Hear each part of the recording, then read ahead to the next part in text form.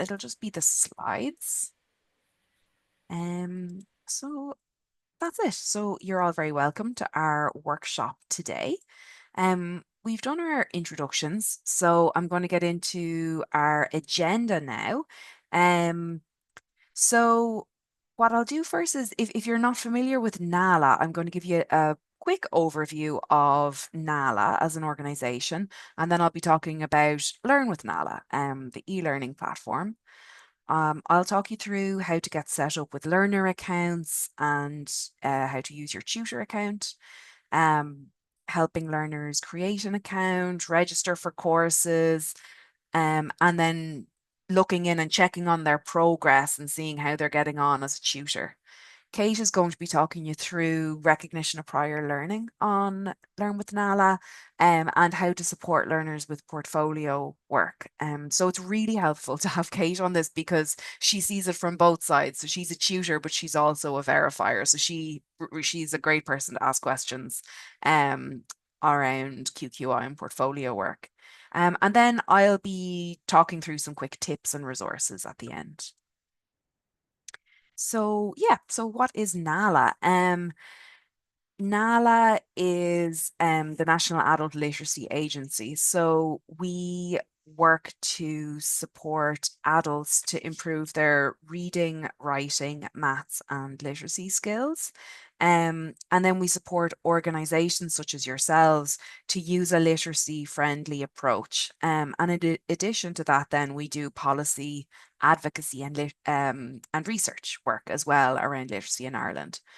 So before I go on to the next slide, I just want you to have I suppose a guess or a think to yourself about how many adults or what percentage of adults in Ireland are at or below level one of literacy. So have a think, what do you think that number is? Do you think it's 50%, 10%, at or below level one? So that level one would be things like bus timetables, medical instructions, that kind of thing.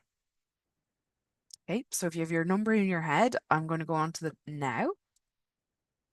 So it's about 21% of adults in Ireland. So around just over one in five. And that's 835,000 people would be um at or below level one. And I'm sure in your settings, given what you've just said, that that figure is probably a higher, and you're probably very aware of the need out there. But I just think this information is needed to frame everything we're doing on Learn with Nala. We need to, this needs to be on the in the top of our minds, I think, when we're going into something like this.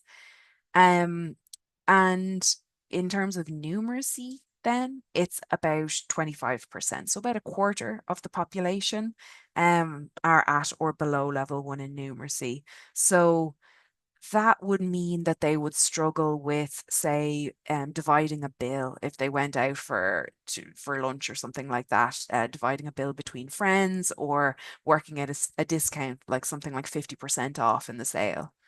And then in terms of digital literacy, so computer skills, um, about 4 in 10 adults would struggle with basic digital tasks. So something like looking up a search engine like Google or sending an email. So that's around 1 million people in Ireland, which is huge. So Tracy, I hope your digital literacy work goes well. But it's a huge number. We're one of the lowest in Europe. Which is mad when you think of, like, I always think of, like, all the tech organizations in Ireland, and then we have 1 million people who can't send an email or struggle with emails. It's crazy. Um, so that's Nala. That's the context for the work. And then today, really, the rest of the presentation is Learn with Nala. So the e-learning side of it. So Learn with Nala is it's really where we have all of our courses, and it's a learner, it's flexible. Learners can go at their own pace. They can learn in a center, but they can also log in at home and do a blended approach. We ask that learners are age 16 and over because it's the courses are designed for adults. And we also have a support helpline. Some of you might know that. We have Jennifer and Paula who answer the phones Monday to Friday, 9 to 5. And they're available to your learners if your learners are struggling with anything to do with the website. Your learners can call in. Obviously, as their tutors or support workers, you'll be the first port to call. They'll probably ask you first, and that's fine. But they can also avail of this. And we have that level of support, like two full-time people, um, because we acknowledge that a lot of learners might need that kind of support. Um, to access digital materials. We also have quite a lot of supports for learners and tutors on our website. I'll show you that later. And then in terms of numbers, then last year we had around 3,000 learners sign up, and we issue around 2,000 QQI awards every year. So it's quite large at this stage. So say for that support helpline, sometimes there's days like especially around now with QQI around, it's absolutely jammers. Like you can leave a voicemail or if you email in, you'll get a note to say we'll get back to you in 3 days because sometimes it gets really busy. So just to say that yeah, we can, it is quite a big operation at the moment. Um, so then learner accounts and tutor accounts. So all of you would be signing up as tutors. So for this presentation, I often use one of our tutors in NALA as Paula O'Connor, and I often use her account when I'm showing things. So for the purposes of this, if I have this photo on the slide, I'm generally talking about tutors. And then when I have Mike Smith's account, he's a fake learner account that I use. I'm talking about learners because I'm going to be showing you two different views because they you'll both be seeing different views of the website. So I'll just be using these profiles when I'm talking about it. So Paula as a tutor uses Learn with Nala to go into her classes that she's teaching and have a look at all of her learners' progress. She can see, how far they've gotten through the module, how many times they've logged in, when they logged in, all of that. And Mike would use Learn with Nala for blended learning. So he works a little bit in a center, but he also, tips away at it at home too.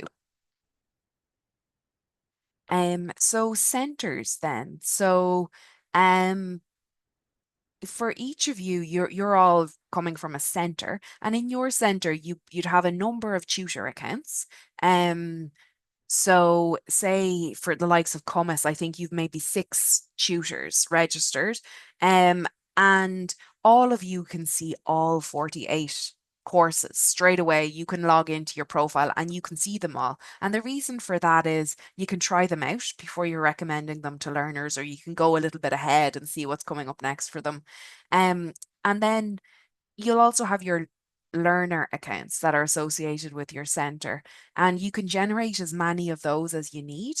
We give you a special link called a learner link, and you use that to just register new learners and tie them into your center. I'll show you all that in a minute. But the learners then will only be able to see the courses that they've signed up to because we don't want to, overcomplicate it for them. Um, and then we have a lot of other centres in Ireland. So there's about 250 other centres. They're totally separate. You can't see any of their stuff. They can't see any of your stuff. And then outside of that, then we have about 3,000 independent learners. So they're people who are totally separate from centres. They're not, attending an any kind of an educational institution at all. Most of them aren't ready yet. So some of them might start as independents, and then sometimes they come to somewhere like an ETB often, or sometimes maybe like an adult disability service. And sometimes they might come and say, oh yeah, I've used that before. I used to use that at home before I started. And in that case, what we tend to recommend is just let them finish out what they're doing and then register them for your centre. That's fine. So I'll show you now very quickly what the tutor account looks like if you haven't logged in a while or yet. So here's Paula's account. You can see her center banner here. She works in GRETB. This is her notifications bell, messages, and this is the waffle. So this is the list of all her courses are here. So she can click on any course that she wants to go into from this icon. She's going to go into internet skills. And this is the course homepage, and she clicks on the book icon here to get into the content. These are where all the lessons are.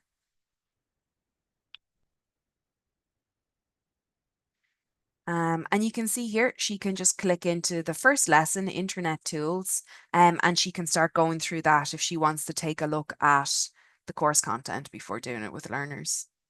Then just click the home icon on the top right to get back to her overall tutor homepage.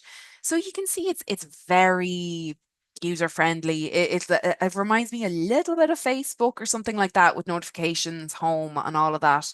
So it's the kind of thing we're used to really. So now I just want to talk about helping learners get set up. So there are two steps. The first step is using your learner link to create their account, and then the next step is just registering them for courses. So what I want to do here now is I'm just going to show you the learner link. So I'm going to go into it here now, and Kate, will you shout if you can't see this in a moment? It's just loading now. Yeah, it Um, looks good. Great. Okay. Sometimes I run into problems with this. Right. So I've just clicked on a learner link, and I'm just going to scroll down and I'll show you now. So here I am. I've clicked on Cove Fet's learner link. And I just want to zoom in a little bit to make this easy for you to see. See here it says Learning Centre, Cove Further Education and Training Centre. If I click into this, I can't change it. So for each of you, when you get your own learner link for your centre, you'll always know that you're in the right place if under, say, Learning Centre, it'll say Cumas New Ross or it'll say Clonakilty Fet. It should have your learning centre there, and that way you know you're in the right place. And you're tying your learners into the correct center. So that's a key thing to do if you're working from a center, because if you don't do that, you don't get if you're using it for QQI certification, they won't be linked to your center. They'll be as if they're independent learners. So very important to use your learner link. Um, so you can create a username and a password for your learner or with your learner when they're getting set up. You can see there's suggestions in here for the kind of format you might choose. A lot of people choose first name dot surname for an entire class of learners if they're doing it, because it just helps if the learner forgets their username. Similarly for passwords, some tutors have said to me that they have a kind of a system for passwords, like where you are and the year, like, Dublin 2025, or something like that. It can just help with, just because the nature of the learners means remembering this stuff can be tricky. And of course they can reset their password, but if you're in the middle of trying to do something with them and you're waiting for an email to come in, it just expedites the whole process. So they need, yeah, their password, then their email address. Um, we also ask for their home address. Not the center address now, because don't forget we already have that because we have all your details. So their home address and an up-to-date phone number for them would be brilliant as well. And then a PPS number, and we ask that just for QQI. Would they need that to go forward for certs, as you probably know? And then their date of birth, and that's it. Then they just click, that they've accepted the T's and C's. They've agreed to our learner charter. That just has a little bit of information about what's expected in terms of assessment standards and that kind of thing. And then they click create account. And that's really it for getting set up. That's the learner link. Does anyone have any questions about that before I move on? Okay, great. Um, if anybody, I know Anna, if you're getting started again and need your learner link sent out to you, just ask me and I can resend it. So that's it. That's the learner link. Done. That's how they create accounts. And now let's talk about how they register for courses. So on Learn with Nala, we have the level 2 and 3 courses are affiliated with QQI. So if a learner does them, they can choose to go forward and go for QQI award.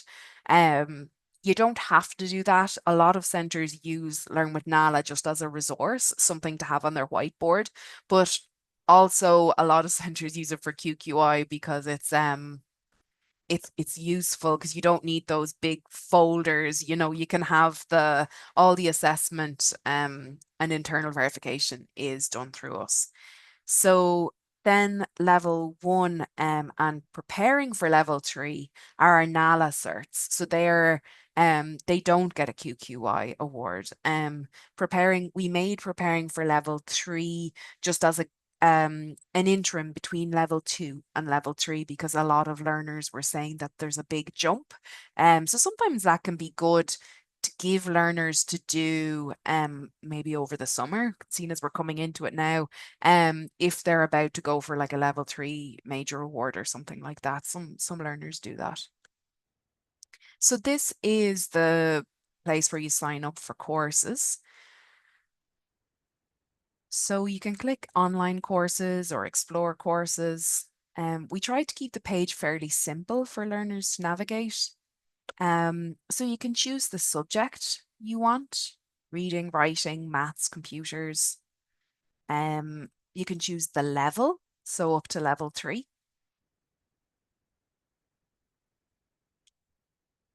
And you can choose if you want to do a major award or a short course or minor award. And then you just click search once you've chosen the filters you want.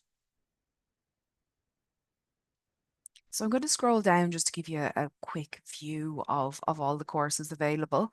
You can see on the right, the ones that are NALA certificates have it quite clearly at the little icon. Um, and if I scroll down here, once we get into level 2, it'll start saying QQI. See here, QQI award. So you can see what you're signing up to.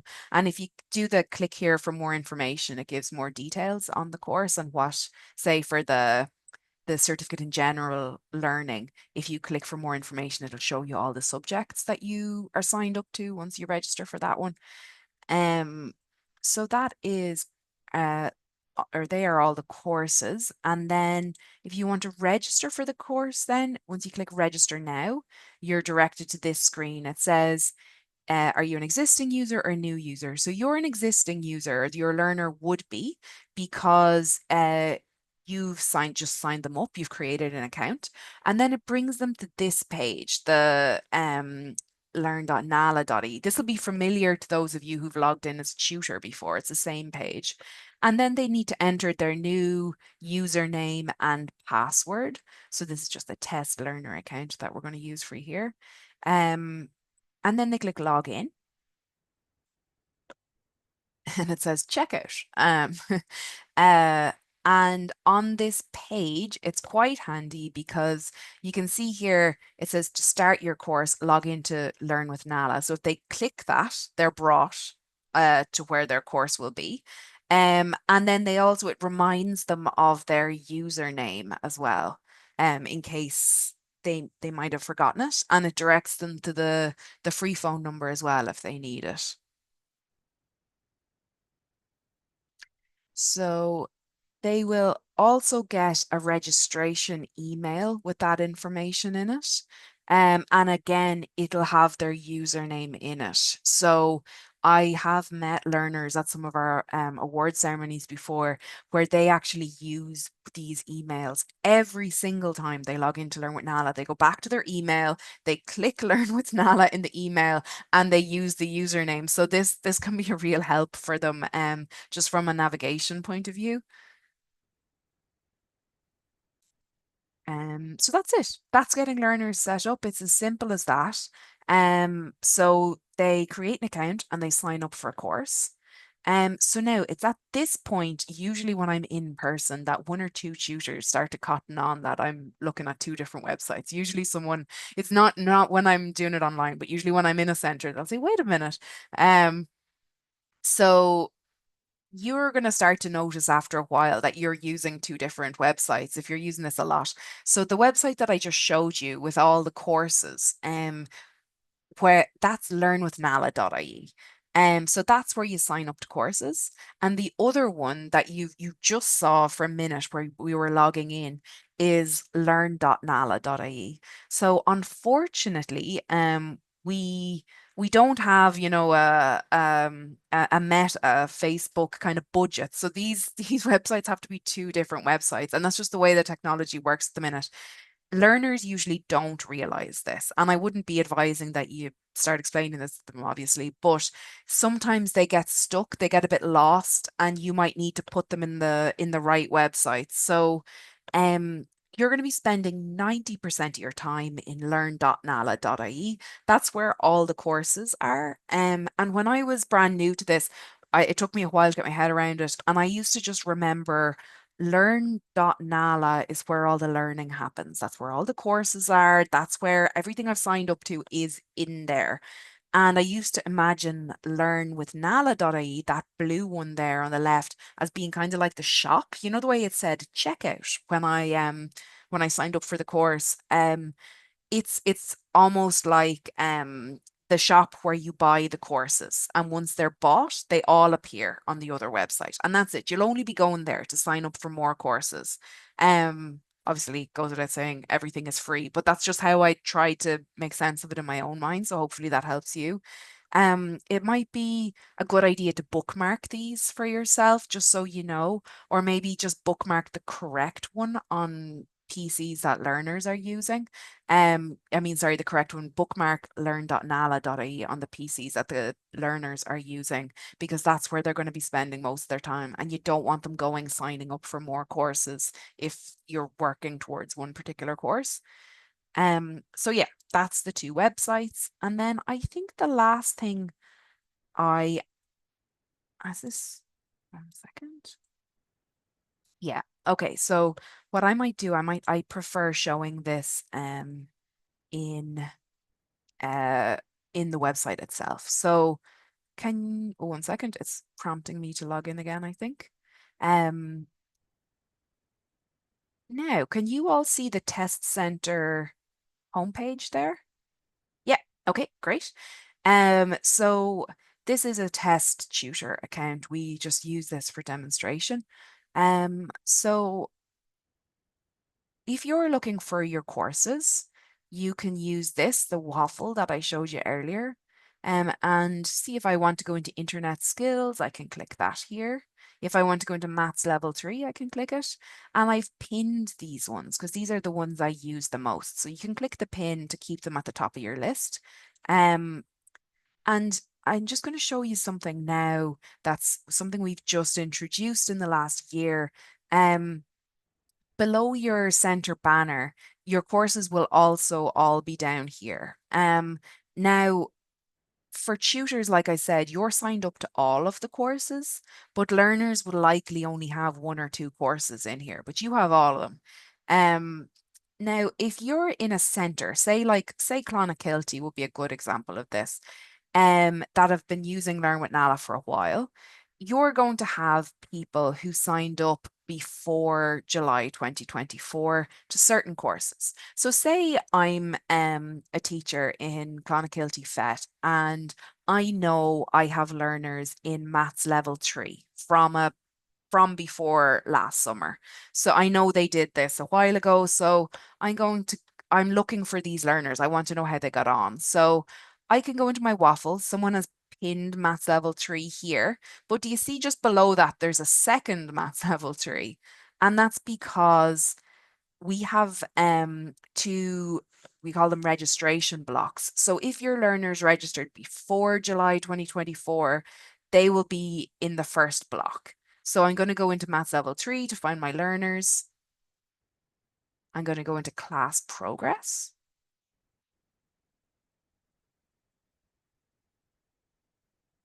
And here are all my learners. These are the test learners here. And just to show you, we didn't have a maths class running, say, this academic year. This is obviously all hypothetical, but so I'm going to go in and just show you that I'm in the July onwards ones. I'm going to go into maths level 3 and let me check here. Do I have a class? No, I don't. So that's just what the different sections mean, and you'll know what when your learners signed up. Obviously, the learners, say that group of learners in maths level 3, they will only be able to see one version of that course. You can just see the two of them because you're a tutor. Um, and you'll always know when the learner has to finish the course, because see here it says ends June 30th, 2026. So they have between 2 and 4 years to finish a course. Generally, it's very unusual for a learner to take more time than that. Um, but just you'll always know when the course is going to end. And the ones from the July, last July onwards, they have until June 30th, 2028 to finish their courses. So it's quite a long time. Um, so I hope that makes sense. There's the two different sections. This allows us to update the courses every 2 years. And especially with the digital courses, like between like Twitter becoming X and all those kind of things, we have to update them really, really frequently. So 2 years, 2 to 4 years is just about keeping them relatively relevant. So that is where all your courses are. Now I'm just going to dip quickly back into class progress. I want to show you that.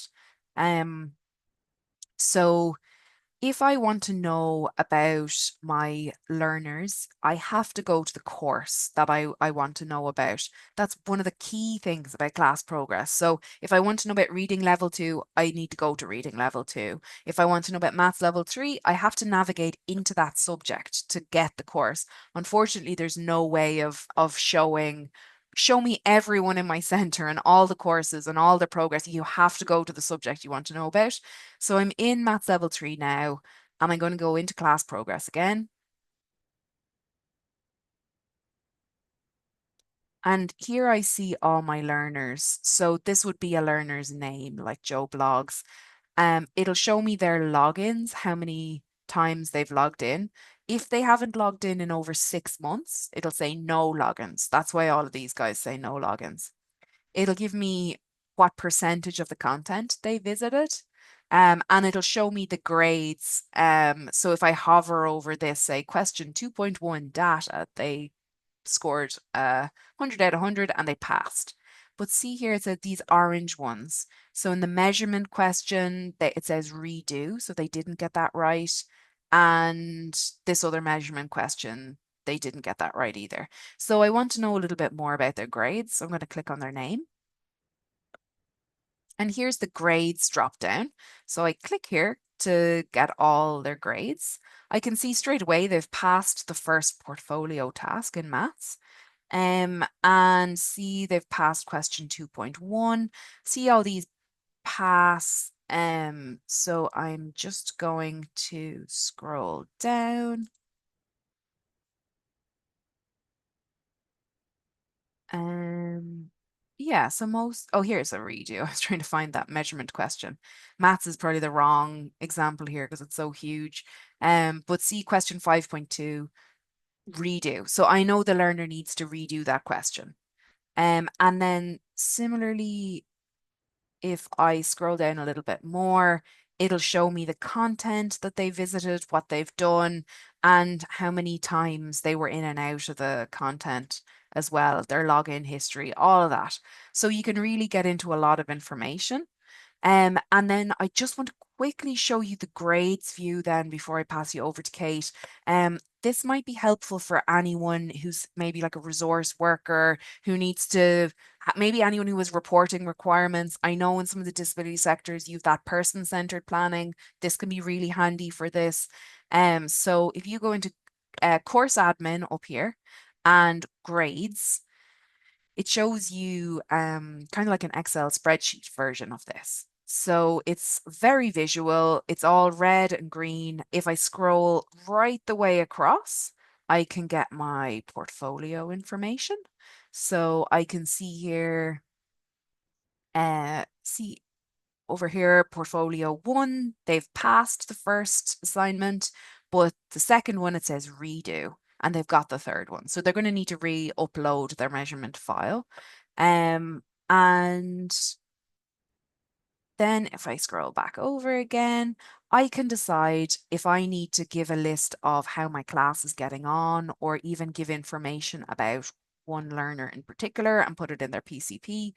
I can export the grades. So I can say, right, I want their last name, first name, and I want it to say, actually, I'm going to do points. No, I'll do grades. I'll do grades. So it'll say like pass, redo, what they need to do. And then I'll say click export to Excel, and it'll show me all the tasks and all the questions and how they got on an Excel spreadsheet in case you need that information. So I think that's quite useful.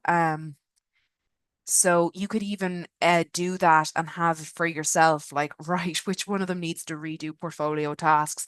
Who do I need to support with what question? So it can be quite handy.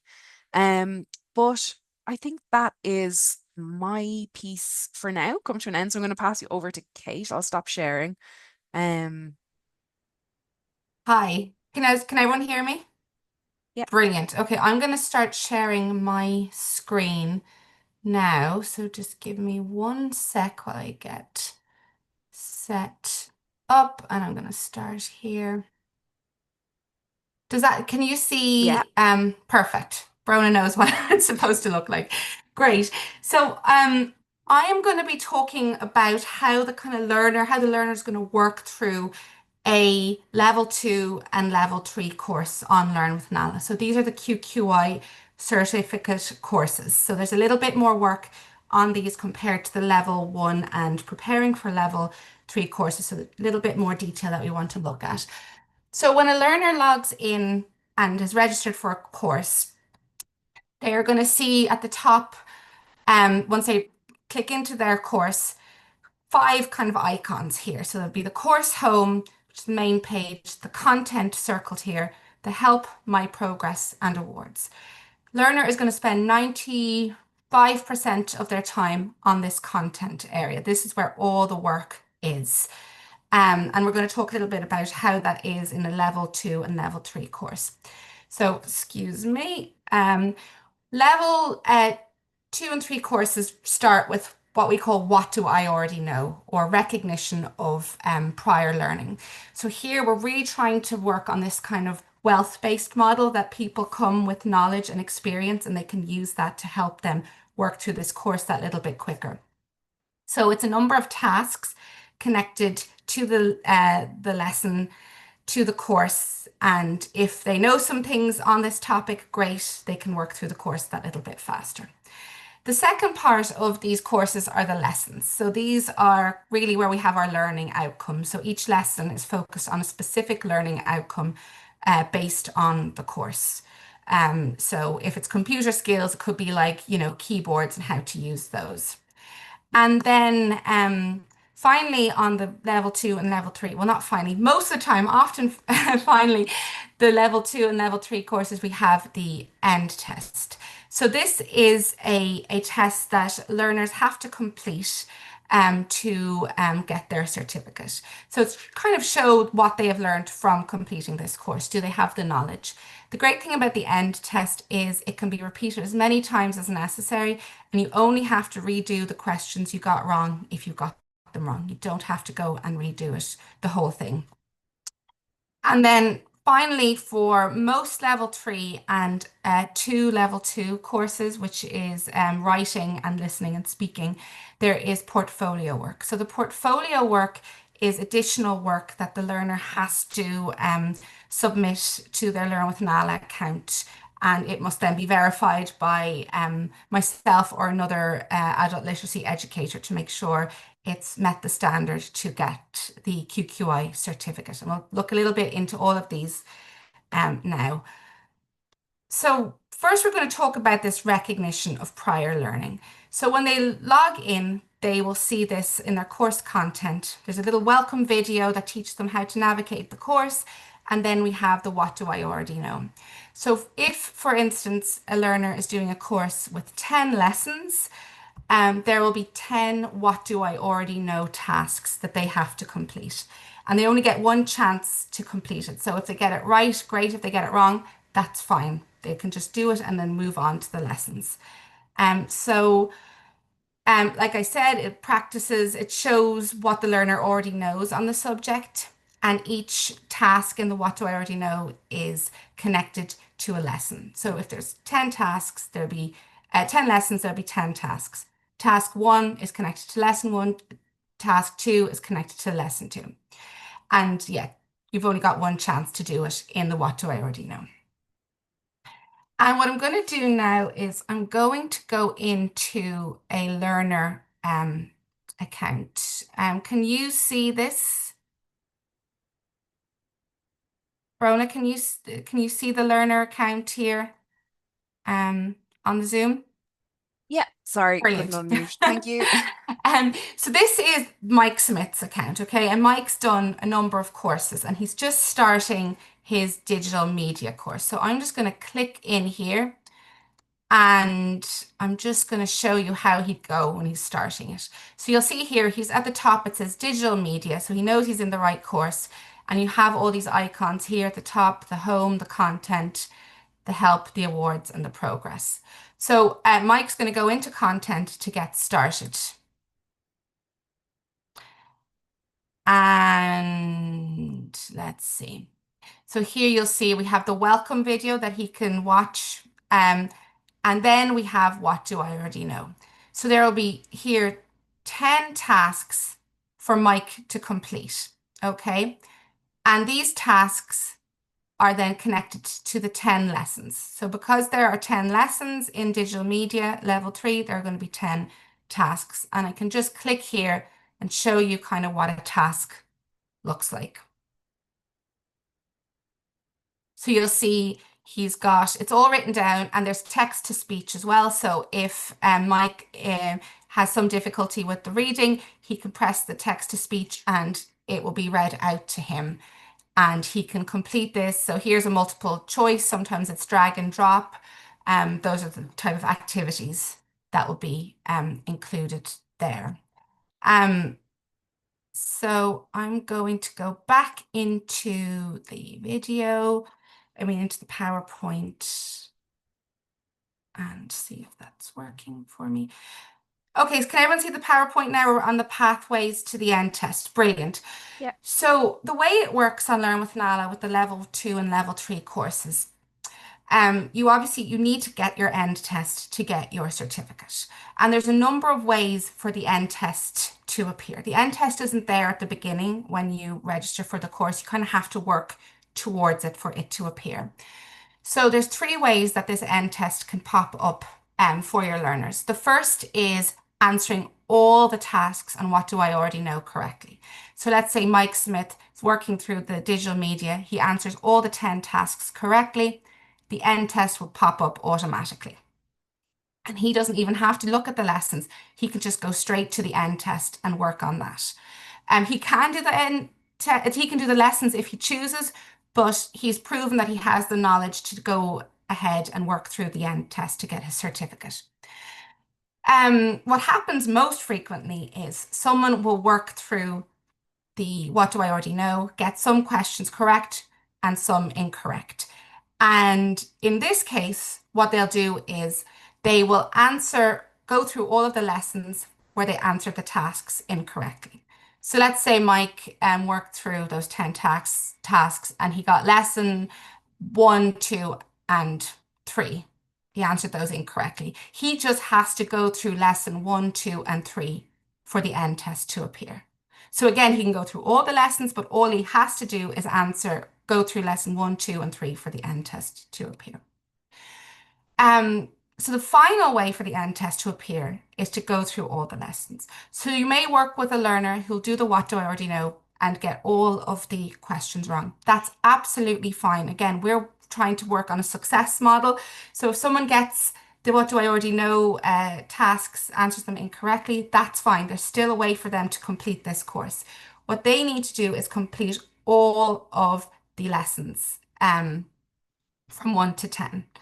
And that is, and once they do that, the end test will appear. So those are the 3 ways for the end test to appear.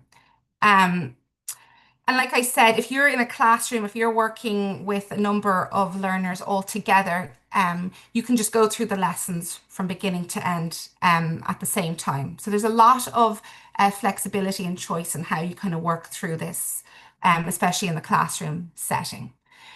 Any questions on how to kind of get to the end test? Okay, brilliant.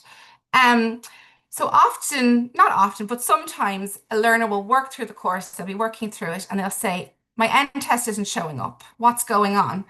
And I want to show you a little bit about how a learner can check their progress to see why their end test hasn't come up and what they might have to do for it to appear. So I'm just going to go back into Mike Smith, back into his course, and show you a course that he has done the what do I already know section to. So look, he's only started digital media, but let's say Mike's finished the what do I already know in writing level 2. And he's going, and he wants to know, but why has the end test not appeared? So his end test hasn't shown up and he doesn't know why. So what he can do is he can go here again at these icons at the top, make sure he's in the correct course, writing level 2, and go into my progress. And when he clicks on this, he will see his grades and it'll say he's received 4 grades. And for writing level 2, there are 4 lessons. So there are 4 what do I already know tasks. So he's going to have a look and see how this is going. So you'll see here are the 4 tasks of what do I already know that Mike has worked through. So task 1, he's passed. Task 2, it says go to lesson. So that's the one that he needs to go and complete lesson 2 because he answered task 2 incorrectly. Task 3, he passed, and task 4, he passed. So what Mike now needs to do is go through complete lesson 2. And once he's completed that, then his end test for writing at level 2 will pop up. Any questions on that? Brilliant. So now we've kind of Can I talked about, clarify something? yes, Sorry. Sorry, I may have zoned out slightly. I just want to clarify, the tasks, are they related to the what do I already know test or the tasks at the end of each lesson? so the tasks are in the what do I already know. So Okay. whenever you see task, that's what do I already know. We kind of break it down for task Okay. is what do I already know. Then we have lessons, and then we have end test questions, and then portfolio assignment. So the word task is Okay. always what do I already know, and that's so a task you do that before you get through to the lessons. Okay. Does that make Perfect. So then sense? yeah, it does. Yeah. Thank you. Brilliant. And again, any questions at any stage, do let me know. So when the learner has completed the what do I already know and or the lessons, they will then obviously do the end test. So like I said, with the end test, you want to make sure that the learner has to get 100% of that right. However, they can do it as many times as they need to, and they only need to redo the questions they got wrong. So let's say there were, Mike Smith did an end test and he got question 9 wrong. He just has to go back and redo that question. He doesn't have to do the whole end test. And then for the portfolio, like I said at the beginning, most level 3 courses have portfolio work and 2 of the level 2. So writing and listening speaking at level 2 have portfolio work. And this is additional work where the learner has to submit work. Often it can be making a video, writing a short piece. It depends on the course, and they'll upload that and it'll be verified. So when the end test is complete and the portfolio work has been submitted and has been passed, the learner is then ready for their course completion and QQI certificate. And what we really ask for you as the tutors when you're working with learners at these courses is to just check that the end test is passed, because sometimes people will be working through it and they'll submit the portfolio work thinking they've passed everything, and there's just one little thing that they need to do to get that certificate. So that's what we always ask. Just make sure if there's any little things that they know how to check it, or that you can check it for them if it's one question that they have to redo. And we also ask that you kind of support them, make sure that the portfolio requirements have been met before they submit. So in each course that has a portfolio, the learner can see the requirements, what they need to do from the get-go. And so it's always good to have a little look at that and see what needs to be done. And it should be quite clear. But if a learner does submit something and any little changes need to be made, there is a redo. And we, as the verifiers, give really clear feedback, try to be really positive, highlight all the work they've done so far, and let them know what changes they need to make. And again, learners can submit their portfolio work as many times as needed, but we always encourage it. We'd rather it not be multiple times, because people can kind of get frustrated and tired. So if we all kind of work together, both the verifiers, the learners, and the tutors, I think we could make that really successful for them. Like I said, the portfolio work is open to the learners from the get-go. So once they've registered for a course, the portfolio is there, they can access it, they can submit work. My recommendation is not to actually submit the portfolio work until the end test is complete. Because there's a lot of learning that goes on in the course, and learners actually find that there's stuff that they're picking up that they can then use when they're doing their portfolio work. And it just results in more successful and quicker completion of the course. I'm going to finish up there. So if there's any questions on anything I've said, please let me know. And if not, I will pass it back to Brona.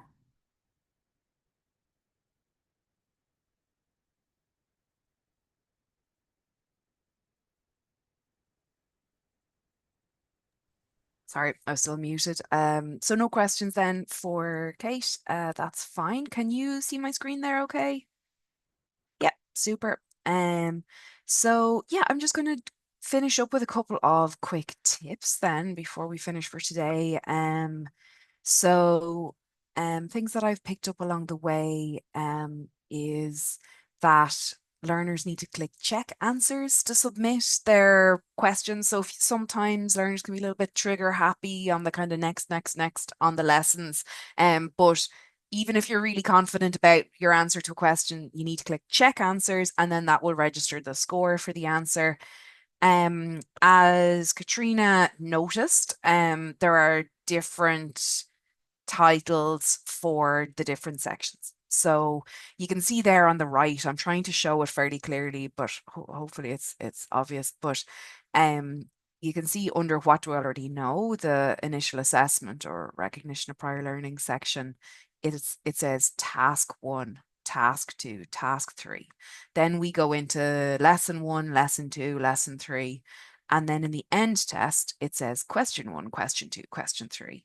And it's the way it says task 1, quantity and number L2, and then it says question 1, quantity and number L2. That's quantity and number learning outcome number 2. So that's what it's working on. They're going off the QQI descriptors on what the learning outcomes are. So another thing that comes up quite a bit is in the older versions of the courses, it'll tick when a learner on the learner homepage, when they're going through a course, there'll be a little tick beside any pages that they've been to. And sometimes on the end test, it'll have a tick beside the page that the questions that they've visited, but they may not have actually got the question right. That's just the system's way of saying you've been there. But of course, the tick is the universal symbol for correct. So a lot of learners get confused and say, but it says I got it right.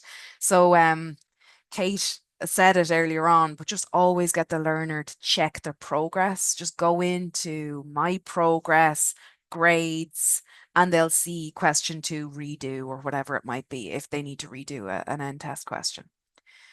And then other tips, there's a tutor guide available on the help section of Learn with Nala.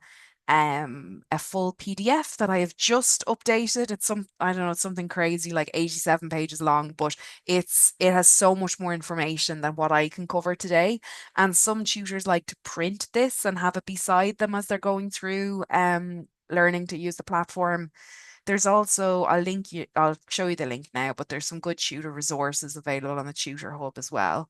There are also learner resources. So if you're trying to support learners to be a bit more independent in using technology, there is a learner help section as well. So maybe after a while, you could start directing them to the videos on this, you know, to try and see if they can manage it themselves and to build their independent skills as well.